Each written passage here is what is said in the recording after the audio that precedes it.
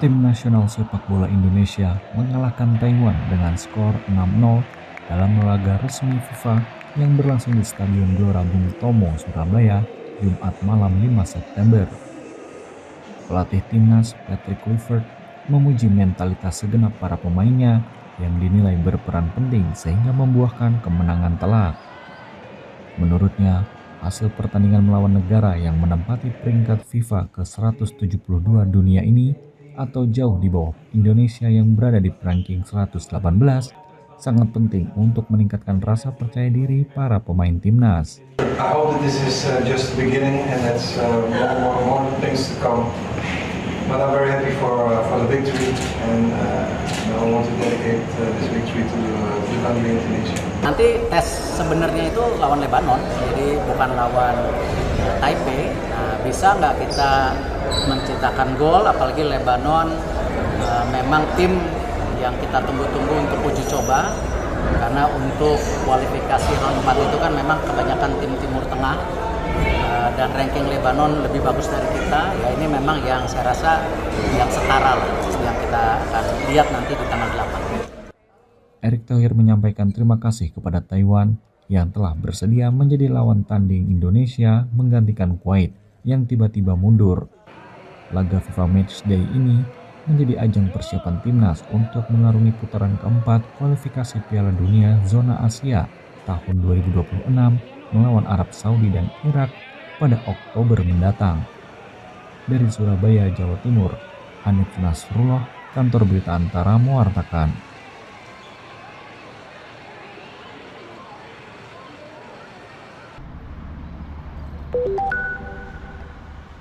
Dinas Perhubungan Kabupaten Bogor melakukan ramcek atau pemeriksaan kelaikan terhadap bus pariwisata di res area kilometer 45 Tol Jagorawi.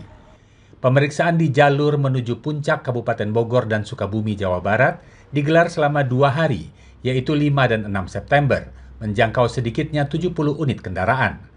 Dari jumlah tersebut ditemukan 23 unit bus wisata yang melanggar teknis dan administrasi. Kepala Bidang Sarana Transportasi Jalan Dinas Perhubungan Kabupaten Bogor, Risnandar, menjelaskan, pelanggaran yang ditemukan meliputi dokumen yang tidak lengkap, izin operasional yang kadaluarsa, hingga kondisi teknis kendaraan yang dinilai tidak memenuhi syarat. Ia menambahkan, terhadap kendaraan yang melakukan pelanggaran, dilakukan penahanan surat-surat dan melarang kendaraan tersebut melanjutkan perjalanan. Ini kami adalah hari kedua kami melaksanakan kegiatan seleksi keselamatan lalu lintas khusus untuk bus pariwisata yang akan mengarah ke arah puncak ataupun Sukabumi. Kami mendapatkan 23 pelanggaran baik kelengkapan administrasi maupun persyaratan teknis baik jalan. Demi keamanan, keselamatan, dan kenyamanan penumpang, petugas menyiapkan 2 unit bus pengganti yang membawa penumpang menuju tujuan yang seharusnya. Pemeriksaan ini melibatkan aparat TNI dan Polri, dilakukan untuk menekan risiko kecelakaan, serta menjamin kenyamanan wisata di jalur menuju puncak maupun arah ke Sukabumi. Dari Kabupaten Bogor, Jawa Barat, Fazar Ilham, Kantor Berita Antara, mewartakan. Beredar kabar di media sosial bahwa sejumlah musisi batal tampil di Pesta Pora 2025 imbas adanya keterlibatan PT Freeport Indonesia sebagai sponsor dalam festival musik tersebut. Daftar nama yang memutuskan mengundurkan diri antara lain Fest, Hindia, Sukatani, Rebellion Rose, The Panturas, Bilal Indrajaya, dan sejumlah grup band serta musisi lainnya. Pengumuman pembatalan penampilan disampaikan melalui akun media sosial masing-masing. Meskipun sejumlah penampil memilih mundur, namun pelaksanaan Pesta Pora 2025 tetap berjalan sesuai jadwal. Pihak penyelenggara yang diwakili oleh Festival Director 2025 Kiki Ucup, melalui media sosial Pesta Pora pada Sabtu 6 September mengumumkan secara resmi pembatalan kerjasama dengan PT Freeport Indonesia. Saya sekali lagi mewakili Pesta Pora meminta maaf atas kelalaian kami dalam menempuh langkah untuk bekerja sama dengan PT Freeport Indonesia. Kami menyadari betul kelalaian kami untuk bekerja sama dengan PT Freeport Indonesia. Dan berdasarkan rilis statement semalam, kami sudah memutus kontrak kerjasama kami dengan PT Freeport Indonesia. Dan kami memastikan tidak ada sepeser pun aliran dana yang kami terima dari PT Freeport Indonesia. Dan kami juga memastikan bahwa tidak akan adanya presence PT Freeport Indonesia di pelaksanaan Pesta Pora 2025 ini. Langkah pencabutan sponsorship tersebut diambil sebagai bentuk tanggung jawab penyelenggara untuk menjaga keseluruhan rangkaian festival. Pihak Pesta Pora memastikan tidak ada aliran dana dari pihak Freeport yang dipergunakan, serta menegaskan bahwa beban implikasi dari pemutusan kerjasama tersebut sepenuhnya ditanggung oleh penyelenggara. Dari Jakarta, Putri Hanifah, Rian Rahman, Kantor Berita Antara, mewartakan.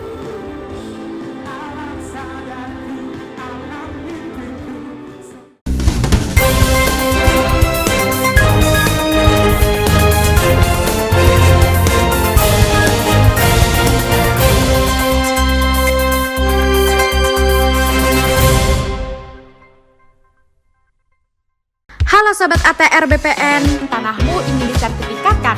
Pasang patok dulu, baru nanti tanahmu diukur. Kenapa harus pasang patok dulu? Ada keuntungan dari pasang patok. Pertama, pengamanan aset dengan kepastian batas bidang tanah. 2. Meminimalisir sengketa dengan pemilik bidang tanah yang berbatasan. 3. Memudahkan dan mempercepat petugas pertanahan untuk mengukur dan memetakan tanahmu. Pasang patok itu gampang, bisa dilakukan sendiri, karena bisa dibuat dari beton, pipa besi, pipa paralon, atau kayu.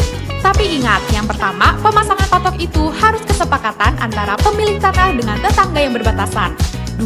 Ukuran patok tanah yang dibuat sekurang-kurangnya sepanjang 50 cm. Nah, kalau patok sudah terpasang, tanahmu bisa langsung diukur petugas Kementerian ATR BPN untuk ikut program pendaftaran tanah sistematis lengkap atau PTSL. Tanahmu jadi bisa lebih cepat bersertifikat. Ayo pasang patok tanahmu, pasang patok anti cecok, anti caplok.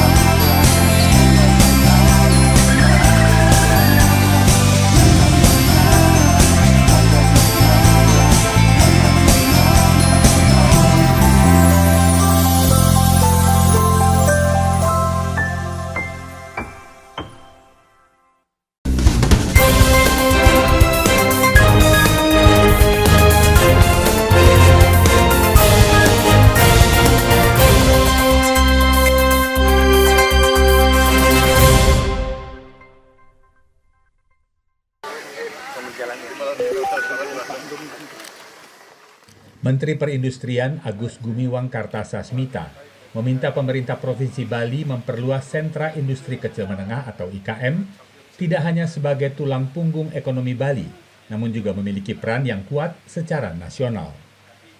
Usai meninjau pameran IKM Bali Bangkit di Art Center, Menperin Agus juga menyoroti sejumlah tantangan klasik yang harus selalu diperhatikan untuk keberlangsungan industri. Ia menyebut masalah permodalan, akses pasar, serta restrukturisasi permesinan yang saat ini menjadi perhatian besar pemerintah. Kadang-kadang kita manusia itu, wah ini masalah klasik sehingga tidak perlu dicari jalan keluarnya. Memang harus kita cari jalan keluarnya, permodalan misalnya. Ya, permodalan, kemudian akses kepada pasar. Ya. Terus restrukturisasi permesinan ya, supaya mereka bisa melakukan proses produksi lebih efisien sehingga daya saing dari produksinya bisa lebih baik ya. Nah ini hal-hal yang selalu kita pikirkan oleh pemerintah karena memang industri kecil itu industri kecil khususnya dan industri menengah adalah tulang punggung kita. Agus mengapresiasi komitmen pemerintah Provinsi Bali yang menyediakan ruang bagi para pelaku IKM non-migas melalui pameran IKM Bali Bangkit. Usai berkeliling, ia pun memberikan pujian terhadap produk-produk yang dipamerkan, karena memiliki kualitas yang mumpuni setelah melalui proses kurasi. Menperin juga memutus istilah rojali atau rombongan jarang beli dan istilah rohana alias rombongan hanya nanya dengan membeli sejumlah produk-produk karya pengrajin lokal Bali seperti kain tenun, perhiasan khas pengrajin Bali, dan lukisan karya seniman lokal. Dari Denpasar, Bali, Rita Laura, Kantor Berita Antara, mewartakan.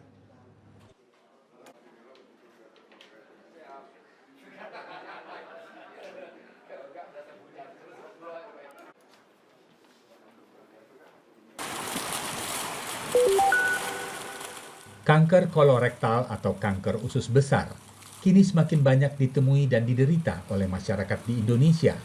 Penyakit yang berpotensi mematikan ini disebabkan oleh pola makan dan gaya hidup yang tidak sehat. Inilah yang dikisahkan oleh dokter spesialis bedah digestif perut dan saluran cerna dari Rumah Sakit Sarjito Yogyakarta, Yuda Handaya. Ia bercerita tentang tren global makanan cepat saji yang cenderung memiliki kandungan gizi yang tidak seimbang dan diperparah dengan penggunaan bahan-bahan makanan olahan yang tidak segar. Tren inilah yang menjadi salah satu faktor pemicu timbulnya kanker kolorektal. Menurut Yuda Handaya, kanker usus besar menempati peringkat 4 dalam kasus kematian yang disebabkan oleh kanker di Indonesia. Ia menyarankan agar tren pola makan yang salah ini harus segera dihentikan. Ia menyebut, secara kesehatan, makanan yang baik adalah yang tidak melalui banyak proses. Proses artinya pemasakan tidak lama.